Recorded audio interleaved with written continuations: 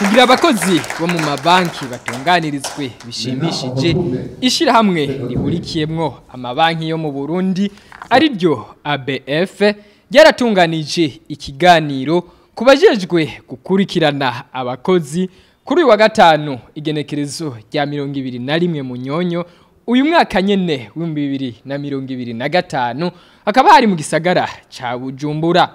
Ndikumana Marie Jeanne umunyamabanga mpuzabikorwa mwunganirizi mwishirahamwe ABF ati kubera ibintu vyinshi biguma bihindagurika mu bijanye n'akazi ka misi yose nk'ibijanye no gukoresha ubuhinga bwa none mu guhanahana amafaranga abakozi usanga bariko barahindagura aho bakorera birakenewe kungurana ubumenyi kugira bamwe n'abandi bamenye ibibereye mu gutunganya ubuzi. Inyigisho z'uno munsi ziri mu bikorwa bisanzwe twama dukora. Uno munsi rero twahuje abajejwe kuraba abakozi mu mabanki atandukanye nabo bakorana intumbero kugira ngo bahanahane ivyiyumviro kungene botunganya neza ivyo bikorwa na cane ko ako kazi ko gutunganiriza abakozi kagenda gafata impindagurika nk'uko n'ibihe tuba turiko turakoreramwo bigenda bihindagurika. Murabona hari byinshi, hariho ubuhinga bwa none bukoreshwa mu mabanki, hariho imbono zitegerezwa kuja imbere. Ivyo byose ni vyiza rero ko abantu bajejwe abakozi babimenya bagaheza bakanahanahana ivyiyumviro kugira ngo buzuzanye. Aha rero bakaba mu byo bunguranye ko ubwenge harimwo kumenya gushira mu ngiro imbono y'ibanki no gutunganya abakozi uhereye kukungene ubacagura ingene ubaho bumenyi n'ingene usuzuma ibikorwa by'abakozi hisunzwe ivy'ibanki tegerezwa gushikako muri rusangi n'intererano mu gisata cyose mbere n'umukozi wese ku giti ciwe.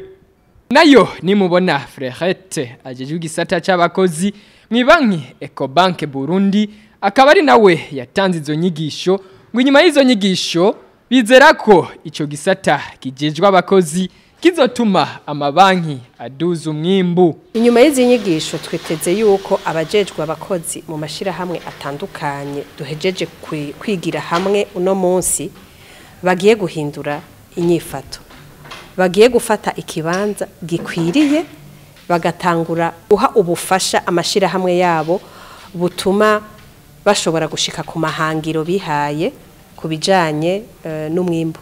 Twashoboye kubereka ingene gisata kijejwe abakozi gishobora gushigikira ishirahamwe mu bijanye no kongereza ubutunzi bw'ishirahamwe.